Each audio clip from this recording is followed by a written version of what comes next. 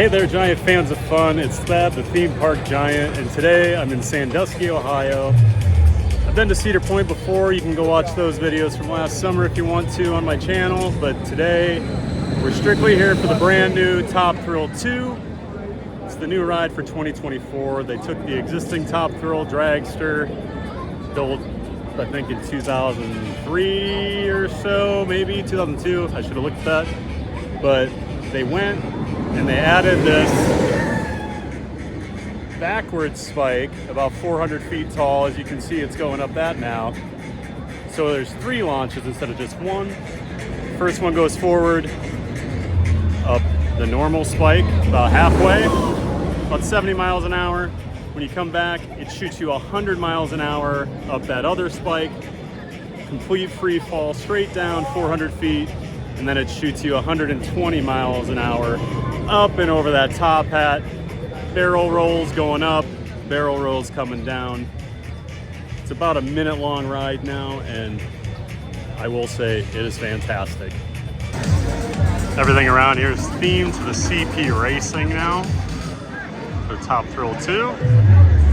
Got the new sign here right at the launch point. Just some more signage. This is on the main midway.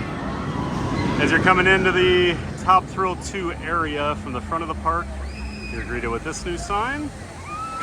And it's right where the giant backwards spike goes up and back down.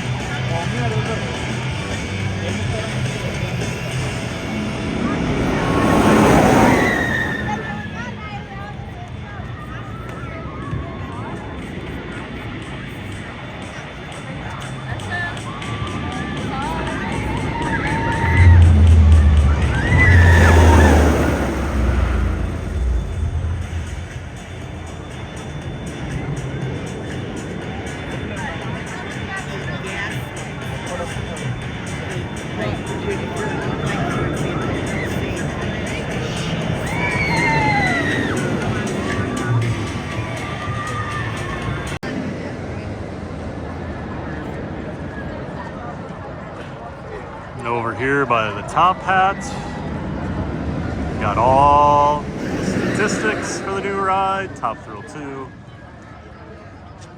74, 101, and 120 of the launches. 420 feet's the max height. Built by Zamperla. It was formerly an Intamin ride, so I mean most of the ride's still Intamin, but they replaced the launch system. Switched out the trains for new ones. Much better than the old ones in my opinion. And also added that huge backwards spike. I think a lot of people were worried because Zamperla is not exactly known for making the biggest, fastest roller coasters in the world. So I think we all kind of collectively held our breath on this one, but I have to say, it's a winner. I'd give it like an 8.5 out of 10. I mean, I would still ride, I mean, Steel Vengeance is my #1 in the world. I would take Maverick over it. I'd probably take Millennium Force over it as a complete ride, but that's not to say this thing isn't incredible, because it is. They've added a transfer track coming out of the station so they can run 3 trains. And I will say, it's pretty efficient. They're launching about every 90 seconds or so, as long as it keeps running. I just waited about 2 hours for it. It's Friday afternoon, May 11th? 10th? Yeah, May 10th. But park's pretty busy. A lot of school groups are here. Was supposed to be about an hour wait, but there were quite a few technical issues while I was waiting. Probably 45 minutes to 50 minutes of kind of downtime while they were testing it, running it with empty trains and things like that. But I will say, when it runs, it is very efficient. I think that was a big concern with this thing, but I think it's going to be okay with summer crowds and things like that. So kudos to Cedar Point on this one.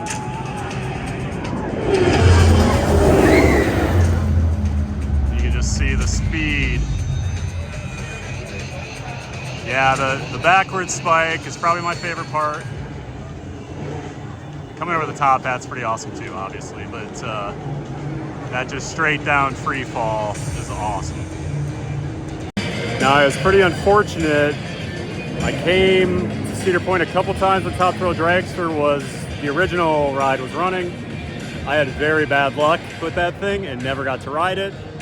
So this was definitely a bucket list roller coaster for me to get on. Glad I'm here on the second weekend it's ever open and just checking that box right away. I'm back here by the backward spike portion. You can just see how massive this thing is. The train's gonna be coming here in a second, but it's definitely, I'm not a big fan of King to Ka. I think it's too rough. I don't even ride it anymore when I go there. This thing's smooth as butter. The restraints are great on the trains. The trains are great. Way easier to load. Way easier to load than the old, with the intamin seat belts and the T-bar. I think the seat belts caused a lot of problems for people where this is just one thing. There's not even a seat belt on the restraint. You just pull it down and you're ready to go. They were pumping the trains out pretty fast. So, like I said earlier, kudos to Cedar Point on this. I mean, they're not going to put something in that wasn't going to be efficient, but I know a lot of people were really worried about this, but they are cranking these trains out. You don't realize how tall 420 feet is until you're standing right under it or as you're going over the top of it, but this thing is massive. Just waiting for it to come back on its third launch here. The final up and over, 120 miles an hour, 420 feet.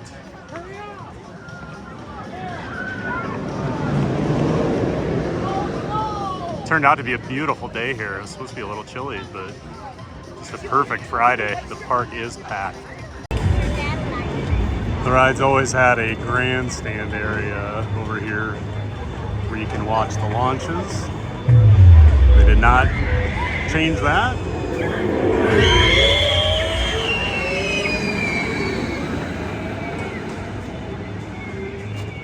Great place for people to stay and wait for their families to ride if you're too small. But as you can see, there's always a pretty good crowd over here. One nice little detail. They added the starter lights to the hill. So when you're walking around the park, you can always know when a train's about to launch. Here they go. And off.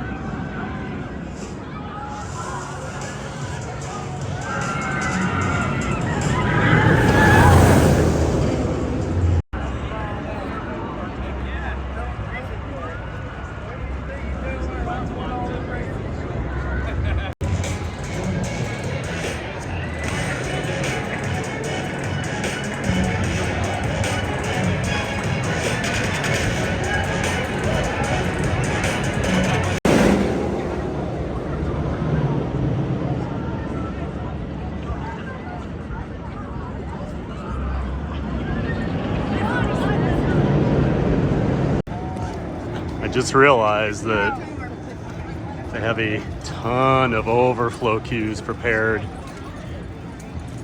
I'm sure they're anticipating massive crowds for this thing. Weather's supposed to be pretty iffy tomorrow. I'm coming back with some friends, but it's supposed to rain most of the morning. Hoping the crowds won't be here too much. and definitely hoping they aren't going to be using these overflows. Standing over here on the midway, I'm heading out of the park, but just notice how much bigger that backward spike is than the 300-foot tall power tower right next door to it. It's just a massive ride. Get over to Cedar Point, ride it. Tell them Theme Park Giant sent you. All right, Giant fans of fun. I'm back in Orlando. I had actually filmed an outro for the ride and my reactions and things while I was at the park last Friday, May 10th. But with everything that's happened over the weekend, I think I needed to reshoot that. Obviously, if you've been following at all, you know that Friday, May 10th was the last time that Top Thrill 2 actually operated. I'm really glad I went the day before. The weather was supposed to be bad. I was worried about wind and rain, and it was really windy and rainy on Saturday. But they told us when we picked up our Fastlane Plus wristbands that morning that the ride would not open, and it likely wasn't going to open on Sunday. So we knew something was kind of up. Yeah, it didn't open Saturday. So a couple of my friends that came in that were unable to experience it. Luckily, 3 of us had already ridden it. So I feel bad for my friends that came in. But all in all, like I said, I thought the ride was really good. Now, I only got one ride. It was in row 2. If you talk to a lot of people, I had heard from someone in the Fastlane Plus line when I was just in the normal standby queue. He was telling everybody he must have the season pass for the Fastlane because he'd ridden it a few times. But he was saying the front was really good, the middle was really rough and shaky, and then the back seat was the best. You can't pick your seats, so I got put in row 2. I thought it was really smooth. I really liked the ride. I will say you notice the shuffling in the middle part of the train when you're watching the launches. I didn't really catch it in some of the video I caught, but while I was in at the actual queue for it and you're in the infield, waiting, you can't have anything with you. You have to go, everything goes in a locker once you get in line. So I couldn't record any of that, but I did notice the shuffling. I had friends reach out to me and ask if I thought it was rough because they'd been hearing things. So based on my experience riding in row 2, it was really smooth. It was really fun. The airtime coming over the top was crazy, and it was going super fast because there'd been some rumors, they were messing with the launch because the previous day, Thursday, the 9th, I'd been watching some live TikTok accounts that were in the park, and I saw a couple rollbacks, but what I'd heard was that was because of the wind, and it was when they were testing to get it reopened. Unfortunately, yeah, it sounds like there's some issues, and I did experience quite a bit of downtime in the 2 hours I waited. Probably an hour of that the ride was down or being tested. The first downtime was probably 35 or 40 minutes where they were just launching empty trains to cycle through, and you could excuse me, you could just tell there was something going on. Later they got it running again, and probably the 3rd or 4th train with riders that came out actually sat on the launch track for a good, I would say, 10 to 15 minutes. I was actually surprised they didn't get escorted off.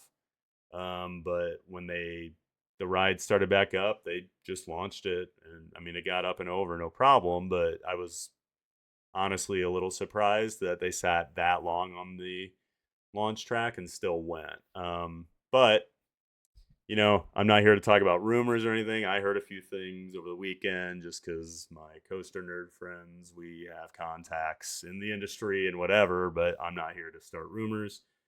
But yeah, I mean, Cedar Point's announced that there's an issue.